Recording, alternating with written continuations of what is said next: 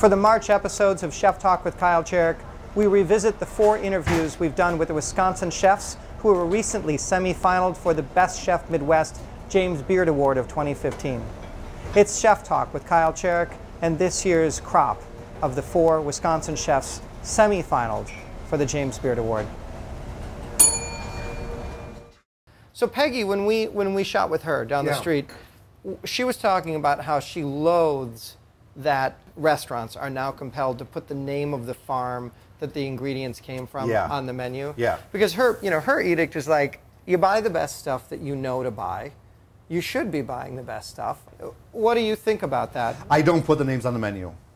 I don't. There's a term that we used to use in restaurants called the laundry list. When you read a menu item and you read it all the way through, and then by the end of it, you don't know the hell you're eating. Yeah.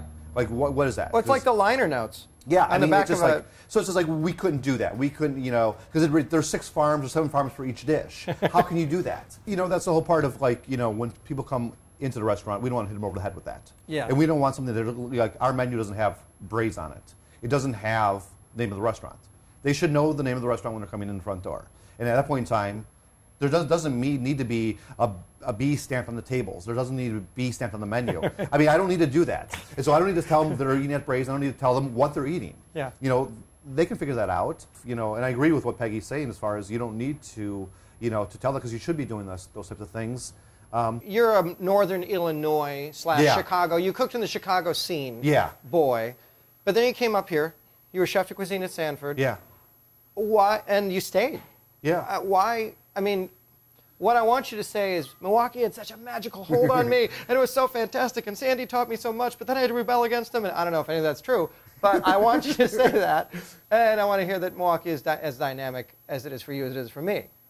But yeah, I mean, I fell in love with Milwaukee. Okay. It's one of those things, and then, and it's one of those things like people always said, why don't you go to Madison? It's happening. All the stuff you're doing is happening in Madison. Go to Madison. That was the subtext to my question. Yeah. Because it was all happening there. It's all happening in Madison, and I'm like, well, yeah, you're right. I mean, for years it was like Sandy, Odessa, Sandy, Odessa, Sandy. Yeah, it was like all happening over there. It's like, well, that's why I want to do it here. Because because we should really bring some of the farmers in the state of Wisconsin in the light of day to Milwaukee. To the most populous city. Yeah, yeah. Because it was funny, like when when Homegrown Wisconsin was being founded, they were delivering to the Ritz-Carlton Chicago.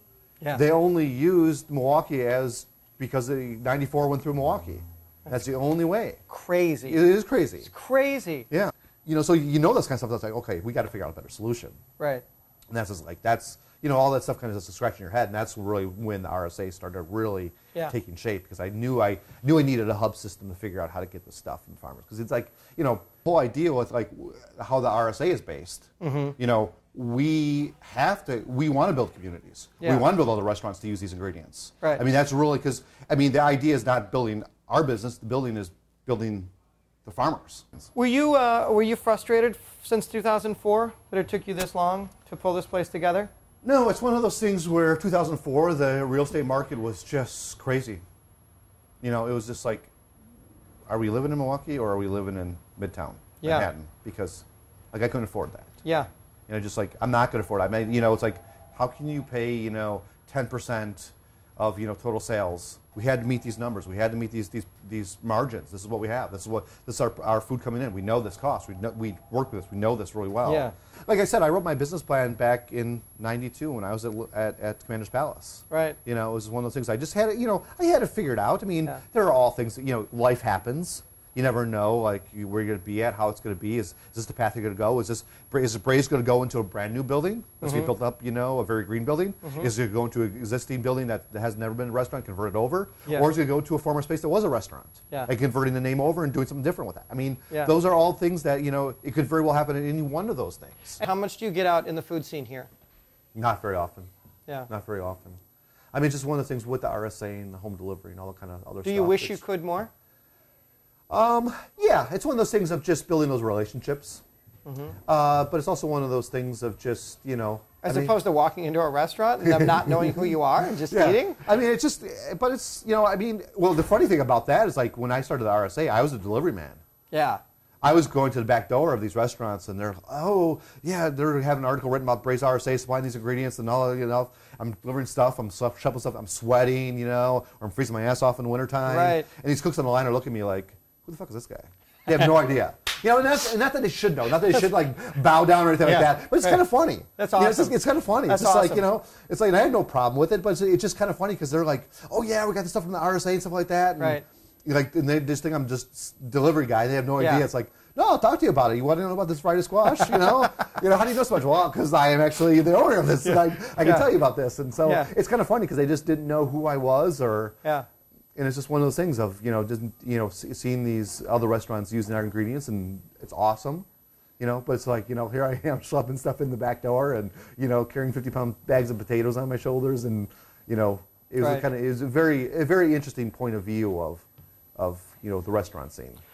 We were talking about trends before and how they used to, from Milwaukee, go in a 50-year swath, and then they compressed down to a 12-year swath, and then they went down to a 5-year swath, and now it's changing really quickly. Yeah.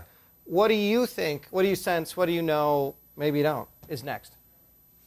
I haven't been keeping up on trends. Yeah. I mean, I think Thomas Keller said it best. It's like good food, good service, and in good value is never a trend.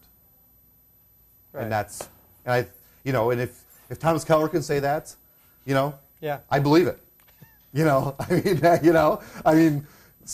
think that's true. He also told me the best breakfast joke I've ever heard. What is that? The pig's in, no, I just screwed it up. The chicken's in, but the pig is committed. Yeah, exactly, yeah.